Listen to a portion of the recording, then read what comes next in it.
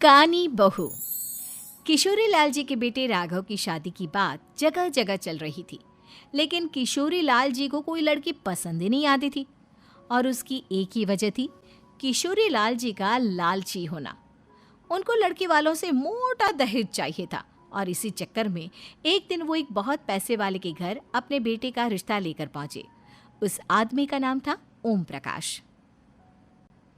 देखे किशोरी लाल जी, मेरी एक ही बेटी है और मेरी सारी संपत्ति जायदाद सब कुछ मेरी बेटी नैना का ही है।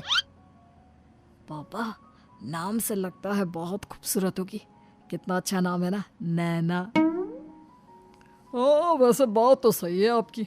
अब इतना पैसा है, जमीन जायदाद है, इकलौती बेटी, आप भी क्या करेंगे? सब कुछ उसे ही देंगे ना। बिल्कुल ठीक पहचाना आपने। बस बेटी की शादी और सारी जायदाद उसके नाम। पापा, बिना देखे हाँ कर दीजिए ना। इतना अच्छा रिश्ता फिर कहाँ मिलेगा? माला माल हो जाएंगे हम। मैं अपनी बेटी को बुलाता हूँ। अरे नहीं नहीं नहीं नहीं, आपकी बेटी का नाम नैना है, सुनकर ही लगता है बहुत सुंदर होगी। रहने दीजिए अंकल, मैं तो आपकी बेटी के नाम से ही इतना खुश हो गया हूँ कि उसे बिना देखे शादी करने को तैयार हूँ। अब तो मैं उसका चेहरा सीधे शादी के बाद ही देखूंगा। और इस तरह राघव नैना का चेहरा नहीं देखता और उससे शादी कर लेता है। शादी के बाद अपनी सुहाग रात पर जब राघव नैना का घूंघट उठाकर देखता है तो नैना की आंखें बंद थी। कितने खूबसूरत हो तुम नैना, जरा अपनी आंखें खोलकर मेरी तरफ देखो तो सही। नहीं, मुझे शर्म आती है। अरे, मैंने तुम्हें शादी से पहले भी नहीं देखा, और अब अगर तुम आंखें खोलकर मुझे देखोगी भी नहीं तो मुझे अच्छा कैसे लगेगा? इससे पहले कि नैना अपनी आंखें खोलकर राघव की तरफ देखती, अचानक से लाइट चली गई और राघव नैना को पूरी तरह से देख भी नहीं पाया। अगली सुबह नैना राघव के लिए नाश्ता बनाकर लेकर आई। अरे ये क्या, आधा पराठा सीका हुआ है और आधा बिल्कुल कच्चा। ये तुमने क्या किया नैना? बहू, तुमने क्या आधा पराठा तवे से नीचे लटका कर रखा था, जो आधा सिका है और आधा कच्चा? मुझे जितना दिखेगा उतना ही तो सीखूंगी ना पापा जी। जहाँ जहाँ मुझे नजर आ रहा था वहाँ मैंने सीख लिया, जहाँ जहाँ नहीं दिखा वहाँ कच्चा रह गया होगा। इसका क्या मतलब है? ये कैसा मजाक कर रही है तुम? अरे बहू, तुमने इतना लंबा घूंघट क्यों लगाया हुआ है? देखो, हमारे घर में बहुओं को बेटी की तरह रखा जाता है, और फिर तुम तो इतना सारा माल लेकर आई हो। देखो, ये घूंघट डालकर रखने की कोई ज़रूरत नहीं है। हाँ नैना, पापा जी ठीक कह रहे हैं, तुम तो आराम से रहो, अपना ही घर समझो। नैना अचानक से अपना घूंघट उठा लेती है। अरे ये क्या पापा, नैना की तो एक आंख फूटी हुई है। नाम से नैना, लेकिन ये तो कानी बहू निकली। मेरे साथ धोखा हुआ है, धोखा। बिना दिखाए अपनी कानी लड़की मेरे संग ब्याह दी। मुझे कानी बीवी नहीं चाहिए।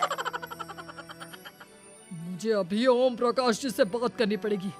आखिर उन्होंने मेरे साथ ऐसा किया क्यों? अरे, आप लोगों ने ही तो पापा से कहा था कि आप लोग शादी से पहले मुझे देखना नहीं चाहते। अब मेरे पापा पर क्यों इल्जाम लगा रहे हैं? अरे लेकिन उन्हें बताना तो चाहिए था ना कि तुम कानी हो, एक आंख से तुम्हें दिखाई नहीं देता। किशोरी लाल और राघव नाराज होकर ओम प्रकाश को अपने घर बुलाते हैं। पापा जी, ये आपने क्या किया? शादी से पहले बताया क्यों नहीं कि नैना की आंखों में परेशानी है? अरे, आप ही ने तो लड़की देखने से मना कर दिया था। और लेकिन आप बता तो सकते थे। आपको तो हमारी बेटी की प्रॉपर्टी चाहिए थी, वो भी पूरी की पूरी। अब क्या हुआ अगर उसे आधा दिखाई देता है? प्रॉपर्टी तो आपको पूरी मिल गई ना। अरे ये क्या बात हुई? मेरी शादी प्रॉपर्टी से नहीं, आपकी बेटी से हुई है। अब ये तो पहले सोचना चाहिए था, तब तो मेरी प्रॉपर्टी देखकर तुम्हारी जुबान लप लपा रही थी। लेकिन मैं कानी लड़की को अपनी बीवी बनाकर नहीं रख सकता। पापा, कुछ करिए ना आप। हाँ, करता हूँ। देखिए ओम प्रकाश जी, आप हमारे साथ ऐसा नहीं कर सकते। और तुम देखो, अगर तुमने मेरी बेटी से शादी तोड़ी ना, तो जो भी प्रॉपर्टी मैंने तुम्हें दी है वो तो पूरी की पूरी वापस ले ही लूँगा, और आधी प्रॉपर्टी तुम्हारी भी लूँगा। अरे मेरी आधी प्रॉपर्टी भला क्यों लेंगे आप? इसलिए क्योंकि मेरी बेटी को आधा नज़र आता है और उसकी नज़र अभी तक तुम्हारी आधी जायदाद पर ही पड़ी है। अब तुम उसे घर से निकालोगे तो कुछ तो लेकर जाएगी ना। और अगर हम आपकी बेटी को अपने घर की बहू बना कर रखे तो? तो तुम्हारी पूरी प्रॉपर्टी तुम्हारी ही रहेगी, और जो मैंने तुम्हें दिया है ना, उसमें से बस मैं आधा लेकर जाऊंगा। अरे लेकिन अब आप अपनी दी हुई प्रॉपर्टी में से आधी वापस क्यों लेकर जाएंगे? अगर मैं आपकी बेटी को अपनी पत्नी बनाकर रखने को तैयार हूं तो?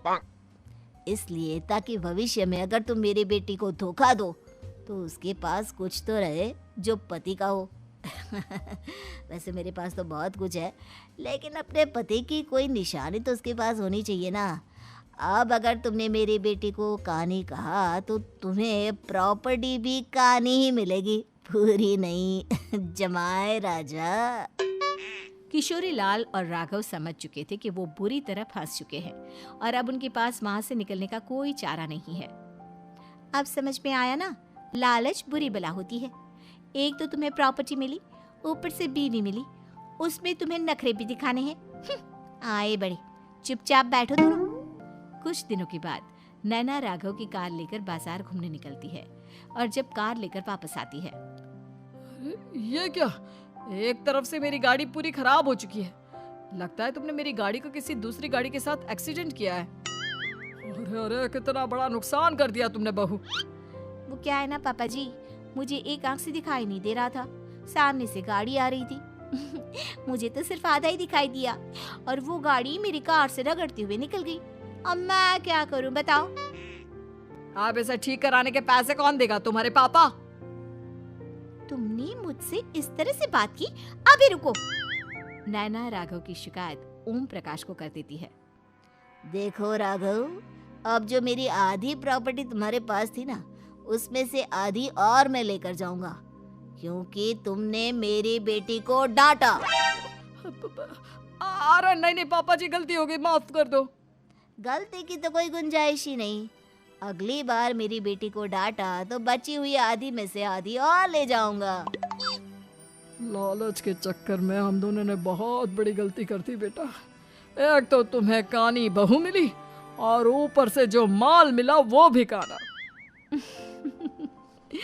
इस तरह राघव की हर एक गलती पर ओम प्रकाश उसकी प्रॉपर्टी का आधा आधा हिस्सा लेकर अपना सारा माल वापस ले गया और राघव को कानी बीवी से काम चलाना पड़ा। भाई लालच वाकई में बुरी बला है।